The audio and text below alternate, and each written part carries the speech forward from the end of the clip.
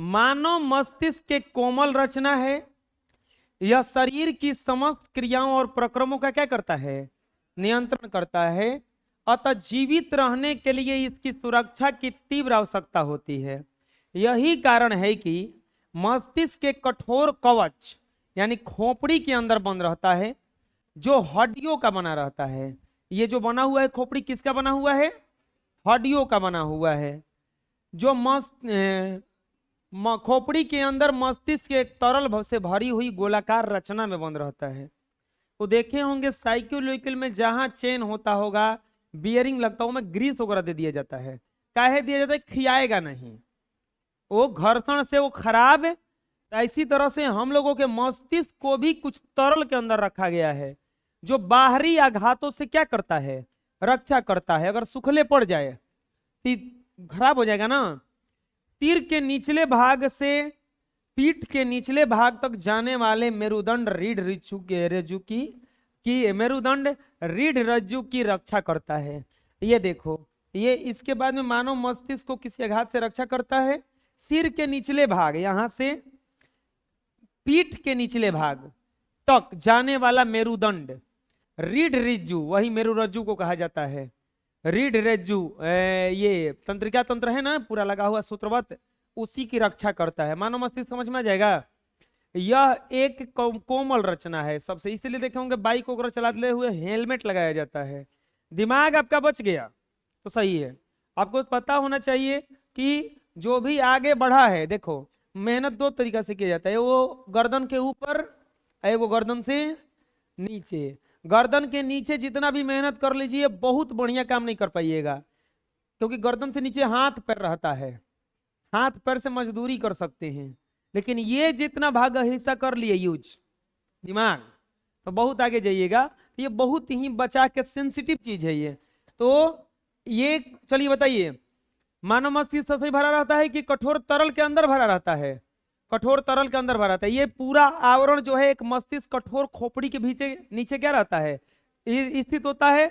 ये क्या करता है, हमारा सुरक्षा प्रदान करता है। ये कठोर इतना होता है, लिख लीजिए, नहीं देख लीजिए। अगला देखते हैं तंत्रिका ऊतक और उसका कार्य। तंत्रिका ऊतक क्या कहलाता है, तंत्रिका ऊतक सूचनाओं के संग्रह कर उन्हें पूरे शरीर में भेजते हैं, सूचनाओं को व्यवस्थित करते हैं, सूचनाओं के आधार पर निर्णय लेते हैं। संदेश पाने के बाद पेशियां अपना आकार बदलती है। इसमें विशिष्ट प्रोटीन पाए जाते हैं। ये प्रोटीन पेशियों के आकार को बदल सकते हैं। तंत्रिकाओं से प्राप्त होने वाली विद्युत तंत्रिका आवेग के अनुसार उनमें अनुक्रिया उत्पन्न होती है। तंत्रिका ऊतक किसको कहा जाता है और उसका कार्य क्या है, देखिए।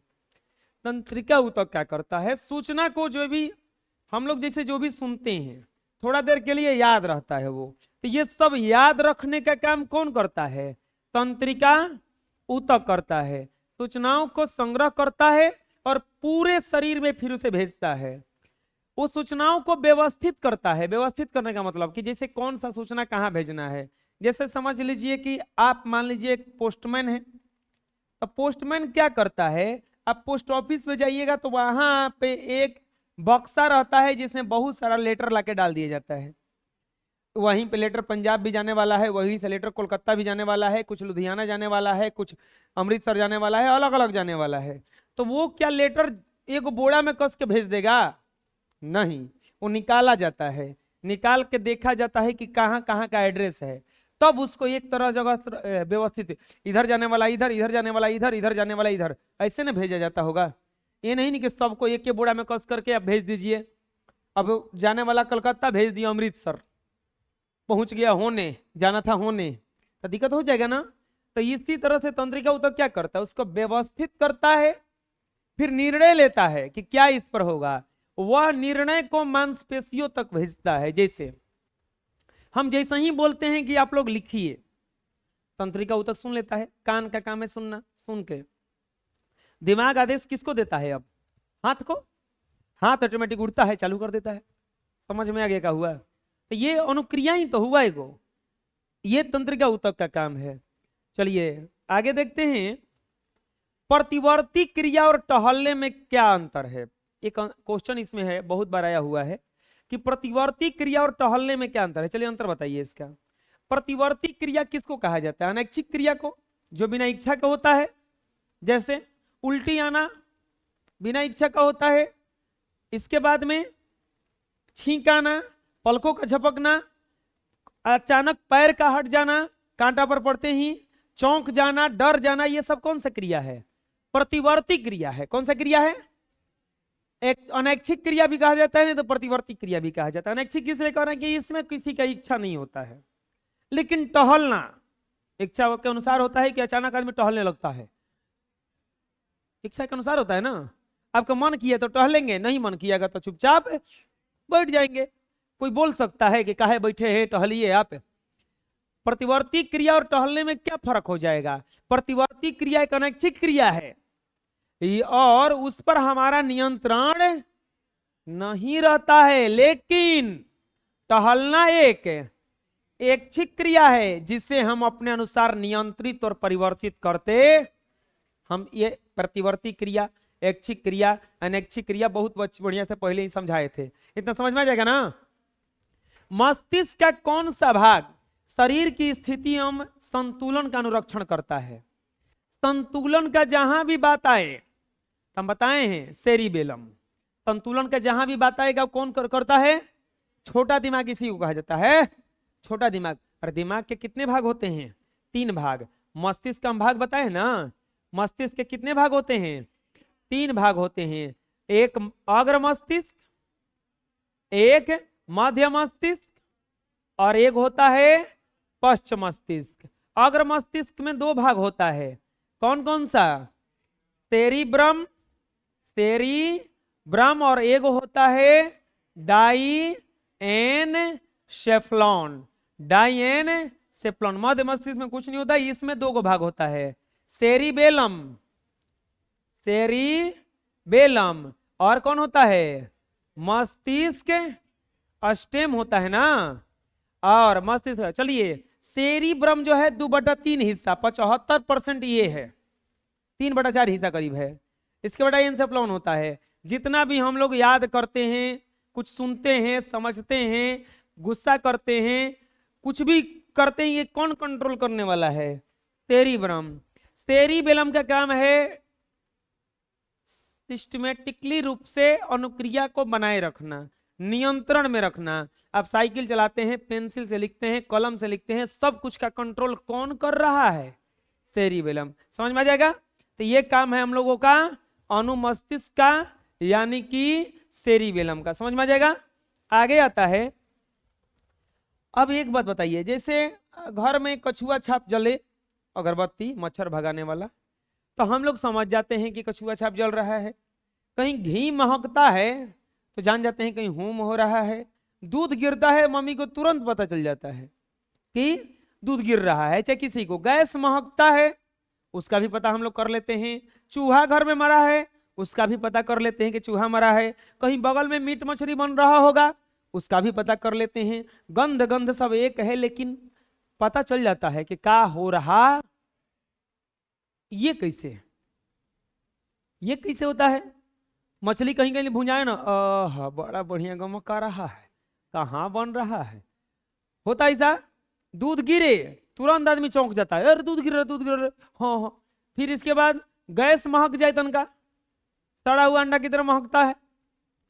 घर में बढ़िया बढ़िया तो खाना वाना, पुआ पकवान बने, बनता है ना। तो ये जान कैसे जाते हैं? देखो, हम लोगों के मस्तिष्क में एगो केंद्र होता है जो सुगंध के लिए स्पेशल लगा हुआ है। वो गंधे पहचानवे करता है।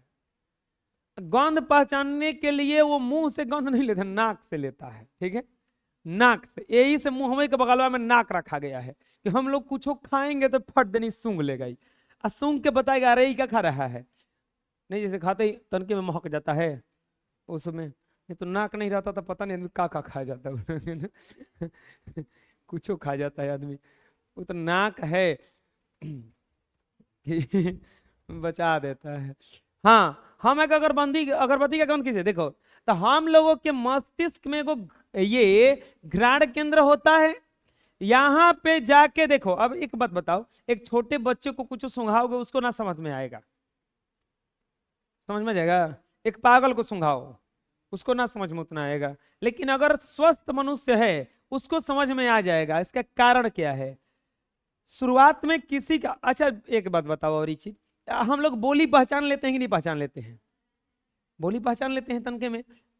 जैसे सुबह सुबह कोई जगा रहा है, मम्मी चिल्ला रही है उठ रे उठ, अरे बेरा हो गए रे, वो तन को असर दिमाग पे डालता नहीं है। तनका सा खाली बोली धीरे से सुनाए, अभी सो कहाँ है, सनसनाता हुआ कसहूं तन को कान तक भेंट हो जाए, किसका आप समझ गया होगा सब। वो किसका आवाज है। तो नींद छोड़ो ना, वो अगले 4-5 दिनों तक नींद वाला भाग जाएगा वो। उस समय का तो छोड़ो ना, कतनो तुम थके हो हारे हो कुछ हो, एकदम हाजिर, इतना तेजी से आदमी चलता है। तो कैसे हुआ ये, आखिर उद अवजिया में ये अवजिया में फर्क था, पहचाना तबे ना कि लगता है अब सुप्रीम कोर्ट से ऑर्डर आया है।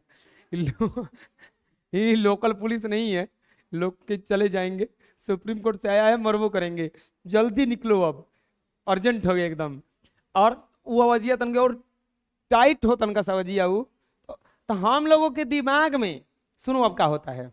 अब देखे होंगे जानवर लोग आवाज पहचान लेते हैं तुरंत, जानवर लोग आवाज पहचान लेते हैं। देखे होंगे बछड़ा उछड़ा होता होगा, गाय अगर बगल से गुजरेंगे चिल्लाने लगेगा, दोनों चिल्लाने लगेगा। इसके बाद में घरे बच्चा उच्चा होगा, माई की आवाज सुनते ही पहचान जाएगा वो। तो ये लोग क्या होता है, शुरू में कुछ नहीं रहता है, हम लोगों के मस्तिष्क में हर चीज के लिए एगो केंद्र है, पहले पहले जब उसमें जाता है आवाज जाके स्टोर हो जाता है, फिर हम लोग उस आवाज को कंपेयर करते हैं कि किसकी आवाज से कंपेयर हो रहा है। अब जैसे मोदी जी की आवाज कहीं भी किसी को सुनाई दे, तुरंत सुनाई दे देगा, पता चल जाएगा। हम फर्स्ट टाइम जब मोदी जी को सुनेंगे तो नहीं पता चलेगा को बोल रहे हैं, लेकिन 2-3 बार के बाद में ये बात समझ में आ जाएगा कि वही बोल रहे हैं। तो क्यों ऐसा होता है, वो आवाज जाके दिमाग में क्या हो गया है, स्टोर हो गया है। जैसे ही तन की आवाज सुनाई दिया फट देने जान जाएंगे ओ उन्हीं का आवाज है। उसी तरह अगरबत्ती का भी होता है, गंध से संबंधित हर सूचनाओं को प्राप्त करता है, स्टोर कर लेता है, और जब उसको गंध में फिर दोबारा मिलता है तो वहां पर ले जाके विश्लेषण होता है उसका कि किसका गंध है। अगरबत्ती का होगा तो अगरबत्ती का पता चल जाएगा, गंध के संबंध में प्राप्त सूचनाओं को पहले से एकत्रित सूचनाओं में से अगरबत्ती के गंध से मेल खाती है। अगर मस्तिष्क के निष्कर्ष निकलता है कि प्राप्त सूचना अगरबत्ती से संबंधित है, इस प्रकार हम अगरबत्ती का गंध समझ जाते हैं। यानी कि अगरबत्ती से मेल खाएगा तो अगरबत्ती से समझ जाएंगे, अगर वही मेल खाए जाए मीट मछली से तो समझ लेंगे कि मीट मछली क्या है। इसके बाद वही मेल समझ जाएंगे कि दूध जल रहा है, दूध गिर रहा है तो उसका समझ जाएंगे। वही मेल गैस से मेल खा जाए तो किसका समझ लेंगे हम लोग, गैस का। ये सब दिमाग में जाके क्या है, एक बार स्टोर है। क्या है, कबो बोलोगे कबो डिलीट होता है कि नहीं, नहीं डिलीट होता है। डिलीट होगा तो कब, जब दिमाग खराब हो जाएगा तब। तो दिमाग जल्दी खराब होता नहीं है, एक बात और जान लो। दिमाग खराब होता है कि दिमाग को खराब किया जाता है, किया जाता है।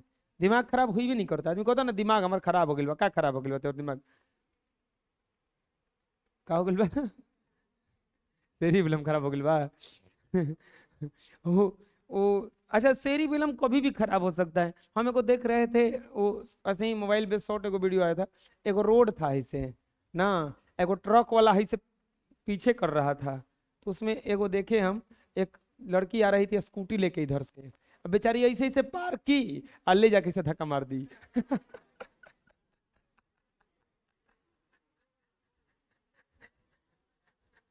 अब हेने चल गई थी तो हेने जाना था, तो ला के घुमा के टक्कर मार दी एकरा में। तो हो सकता है वहां पे सेरिबेलम उसका तनकी सी भटक गया हो, अनुरक्षण ना हुआ होगा, घुमा के मार दी। वो तो आगे बढ़ गए हैं, ये जो ट्रक है, हम चुपचाप ऐसे चले गए होने से आके ऐसे मार रहे हैं। तो चलो देखो, प्रतिवर्ती क्रिया में मस्तिष्क की क्या भूमिका है। मस्तिष्क शरीर का मुख्य समन्वय केंद्र है, यह मेरुरज्जु से प्राप्त की गई सूचनाओं पर सोचने एवं विश्लेषण करने का कार्य करता है। मस्तिष्क में परिवर्ती क्रियाओं के संदेश भेजे जाते हैं। कुछ प्रतिवर्ती क्रिया सीधे मस्तिष्क द्वारा ही नियंत्रित की जाती है, जैसे तीव्र प्रकाश में हमारी आंख की पुतली का संकुचित होना इसका उदाहरण है। आंख की पुतली तीव्र प्रकाश में संकुचित संकुचित हो जाता है, पता ही है। अंधेरे में से हम लोग प्रकाश में से जब बहुत ज्यादा अंधेरे में जाते हैं तो दिखाई नहीं देता है कुछ, इसके बारे में पढ़ चुके हैं तीसरा चैप्टर में फिजिक्स का। तो प्रतिवर्ती क्रिया मस्तिष्क के संदेश का विश्लेषण करता है, और कुछ क्रिया प्रतिवर्ती क्रिया को कौन कंट्रोल करता है, मस्तिष्क ही करता है। तो बहुत भूमिका हुआ इसका। आगे देखते हैं, दो तंत्रिका कोशिकाओं के मध्य अंतग्रथन सिनेप्स में क्या होता है, पढ़ो इसको। एक्सॉन से होकर आने वाला विद्युत आवेग कुछ रासायनिक पदार्थों को विमोचित करता है, जिसे न्यूरोट्रांसमीटर कहते हैं।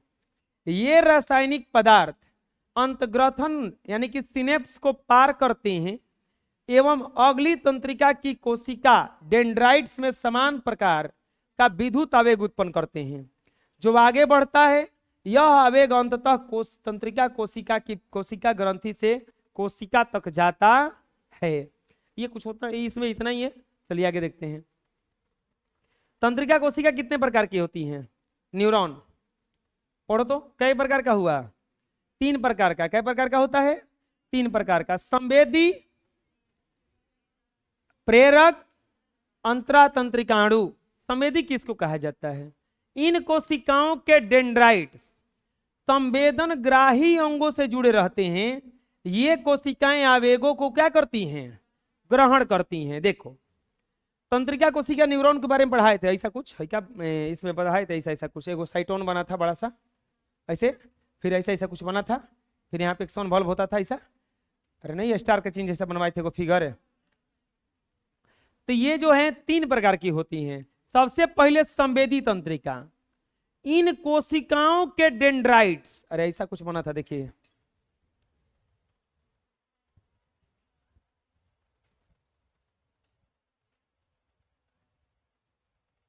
माइलिन सीथ इसी पर था ना, फिर ऐसा कुछ बना था, यहां पे डेंड्राइट्स जुड़ा होता था, याद है। तो इसके डेंड्राइट्स संवेदन ग्राही अंगों से जुड़े रहते हैं, और ये कोशिका आवेगों को ग्रहण करते हैं। आवेग को ग्रहण करने का काम कौन किया, डेंड्राइट्स। प्रेरक तंत्रिका क्या करता है, अब ये ऐसी तंत्रिका कोशिका होती है जिनका एक्सॉन बहुत लंबा होता है। ये आवेगों को केंद्रीय तंत्रिका तंत्र से प्रेरक अंगों की पेशियों तक ले जाती है। मतलब क्या हुआ, मान लीजिए कि कोई घटना घटा, उसको ग्रहण करना है, ग्रहण करके तुरंत मस्तिष्क के पास भेजना है, तो प्रेरक तंत्रिका कोई ले जाएगा ना उसको, तो उठा के ले जाने वाला क्या कहलाता है, प्रेरक तंत्रिका। तो ये प्रेरक अंगों पेशियों तक ले जाती है। जैसे साधारण भाषा में समझा जाए, हम बोलने के लिए कहते हैं, लिखने के लिए कहते हैं, आप लोग लिखने लगते हैं, तो डेंड्राइट उसको ग्रहण किया, मान लीजिए मस्तिष्क तक भेजा, तो पेशियां तक पहुंचेगा तबे ना, हाथ तक ये संदेश पहुंचेगा तबे ना कि जाओ लिखो, यहां तक ले जाता है। तो अंतरातंत्रिकाणु किसको कहा जाता है, ये कोशिका केंद्रीय तंत्रिका तंत्र में पाई जाती है। इसमें एक तंत्रिकाक्ष एवं डेंड्राइट्स होते हैं जो संवेदी तंत्रिका कोशिका एवं प्रेरक कोशिका को जोड़ने का कार्य करती है। जैसे इसमें क्या होता है, देखो ये केंद्रीय तंत्रिका तंत्र में पाई जाती है, इसमें तंत्रिकाक्ष एवं अनेक डेंड्राइट्स होते हैं। संवेदी तंत्रिका एवं प्रेरक तंत्रिका को जोड़ने का काम करती है। देखो इन दोनों को जोड़ने के लिए एक और तंत्रिका लगा रहता है जिसका नाम है अंतरातंत्रिकाणु। समझ में आ जाएगा। अगला देखते हैं। अब आता है, अब मेन चीज यही देखो है, हम लोगों का शरीर का नियंत्रण 2 प्रकार से होता है, समझ लेना। एक होता है पौधे और एक होते हैं जंतु। दोनों में पाया जाता है नियंत्रण एवं समन्वय। दोनों में क्या पाया जाता है, नियंत्रण एवं समन्वय। पौधों में भी पाया जाता है और जंतुओं में भी पाया जाता है। लेकिन दोनों में फर्क क्या है, पौधों में केवल अब नियंत्रण और समन्वय 2 प्रकार से होता है। एक होता है रासायनिक, एक होता है रासायनिक, और एक होता है तंत्रिका तंत्र द्वारा। तंत्रिका तंत्र द्वारा एक होता है रासायनिक और एक होता है तंत्रिका तंत्र द्वारा। रासायनिक वाला जो होता है वो हार्मोन्स के द्वारा होता है। रासायनिक के द्वारा क्या होता है, हार्मोन्स के द्वारा। तंत्रिका तंत्र में कौन कौन आता है, मस्तिष्क, मेरुरज्जु, मस्तिष्क मेरुरज्जु, वो मोटी रस्सी जैसे संरचना जो है ना, उसी को, ये 2 गो से आता है। हम लोगों का जो कंट्रोल है ये दोनों प्रकार का है। जंतु श्रेणी में आते हैं हम लोग, दुनिया का कोई भी जंतु है इसका जो कंट्रोल है ये दोनों से होता है, रासायनिक से और तंत्रिका से, दोनों से। लेकिन जो पौधे हैं, जो पौधे, इनका केवल कंट्रोल रासायनिक है, ये केवल हार्मोन द्वारा चलते हैं। पौधे केवल किसके द्वारा कंट्रोल किए जाते हैं? हार्मोन के द्वारा। उनको कब बड़ा होना है, कब पत्ती आना है, कब फल लगेगा, कब फूल आएगा, कब सूख जाना है, कब पत्तियों को गिराना है, ये सब कुछ कंट्रोल कौन करता है? इनमें हार्मोन्स करता है। और हम लोगों के अंदर, जंतुओं के अंदर ये दोनों कंट्रोल होता है। कुछ देखो, अब जैसे ही बच्चा जन्म लिया, शुरू शुरू में हार्मोन्स होता ही नहीं है। जैसे इसका एग्जाम्पल समझने के लिए सबसे साधारण एग्जाम्पल लेते हैं। जैसे जो भी बच्चा जन्म लेता है तो उसके शरीर पर जैसे दाढ़ी वगैरह नहीं रहता है। अगर लड़का होगा तो शुरू में दाढ़ी उड़ी नहीं रहता है। वो दाढ़ी आता कब है? करीब 10 से 11 बरस के बाद धीरे धीरे आना शुरू करता है। चाहे बहुत सारा शरीर का ऐसा भी अंग है जहां बाल नहीं रहता है, वो कुछ टाइम बाद आना शुरू करता है। इसके बाद में आवाज भारी हो जाना, यह भी कुछ समय के बाद होता है। शुरू शुरू में छोटे बच्चों का आवाज बहुत अच्छा लगता है सुनने में, धीरे धीरे धीरे धीरे वो आवाज फटता है। शरीर में और भी चेंजिंग होते हैं, बहुत सारा चेंजिंग और भी होता है। शरीर में बदलाव आता है, फुंसी मुहासा निकलता है। छोटा छोटा बच्चा का फुंसी मुहासा को वो देखिए निकलता है, नहीं निकलता है। ये सब घटना किसके कारण होता है हम लोगों के अंदर? देखो, ये तंत्रिका तंत्र द्वारा नियंत्रण जन्मे से चल रहा है, जन्मे से चल रहा है। जैसे उसको, बच्चा को हंसी तो वही करता है ना, देखे खिलखिला के दांत चिहार चिहार हंसता है। रोना तो ये करता है, भूख तो लगबे करता है, ओकरा प्यास लगबे करता है। किसी को देख के देखे होंगे चिल्ला चिल्ला कर रोने लगता होगा, देख के चिल्ला चिल्ला कर रोना। छोटका छोटका लेके तो और बिगड़ंत होता है, भले करिया हो चाहे गोर हो, देखेगा तो एकदम चिल्ला कर रोएगा। जैसे अभी एक हमारा भी एक भेंट एगो छोटे से बालक से हुआ, हम कुरकुरा वगैरह उसको लेके देते हैं तो ले लेता है, लेकिन आज बोलते हैं आओ गोदी आओ तो ना, दूरे से सलाम बा। तो वो खतरनाक ऐसा है, उसको कुछ खाने को दो, ना दो तो रोने लगेगा, लेकिन उसको उठा लो तो एकदम लगता है कि पता नहीं क्या होगा। तो ये उसका तंत्रिका तंत्र पूरा काम करता है क्या कि कुछ देना है तो ले लेना है। ये खाने वाला है, ये तंत्रिका तंत्र संदेश भेज देता है कि खाने वाला है रे, खाओ। लेकिन अब वहां पे उसका हार्मोन्स कुछ काम नहीं कर रहा है अभी उसमें, तो रासायनिक नियंत्रण उसमें रुका हुआ है। जैसे अभी बताते हैं हार्मोन्स कब काम करेगा।